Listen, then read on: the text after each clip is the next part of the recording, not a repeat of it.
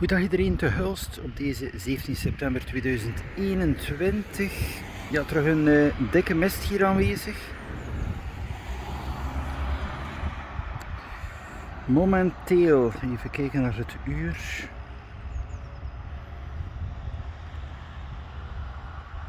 (9:16). Je ziet hier, dus hier heb je de halte in 60.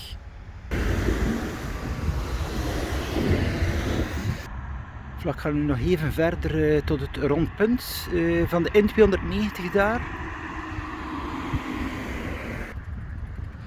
Ja, ditmaal komt de zon er niet uit, dus hier rechtdoor ga je naar Terneuzen.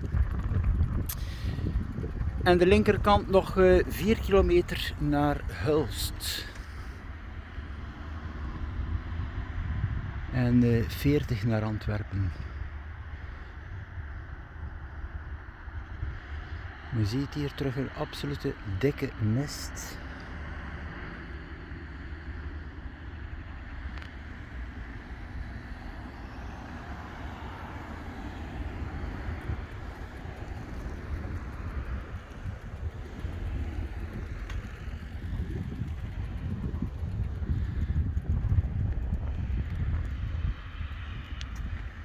Dan hier heb je dus de N290 verder richting Hulst en ook voor de Belgische grens.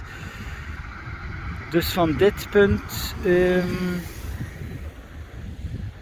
ja, 9 kilometer naar de Belgische grens.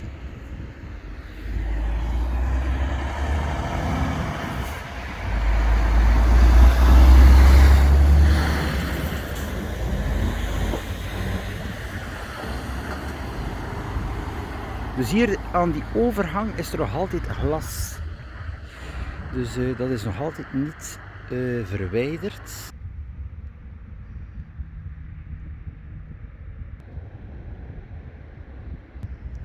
Dus dat zijn van die losse korrels.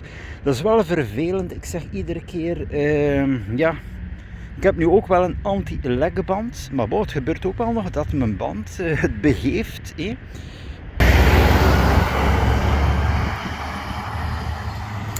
Je ziet er wel al iets van de zon die uitkomt. Het is natuurlijk ook wel lastig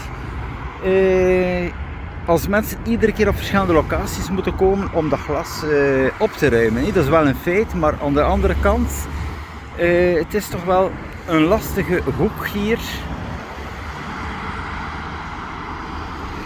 Vooral in het weekend, bij overhangen ook aan de andere kant, als je dan van die gebroken glas hebt. Flessen die worden kapot geslagen en zo verder.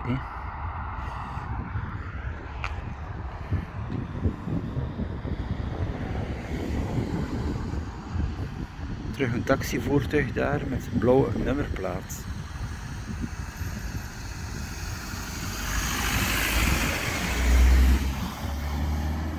Je ziet absoluut weinig zicht hier.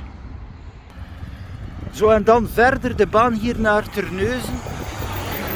Dus ook N209, dus die gewoon doorloopt, zie je wel. Dus absoluut weinig zicht.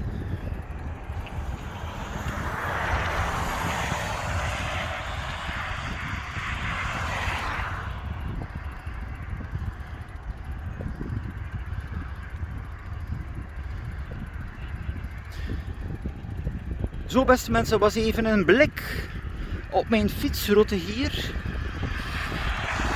Door de dikke mist. Tot de volgende.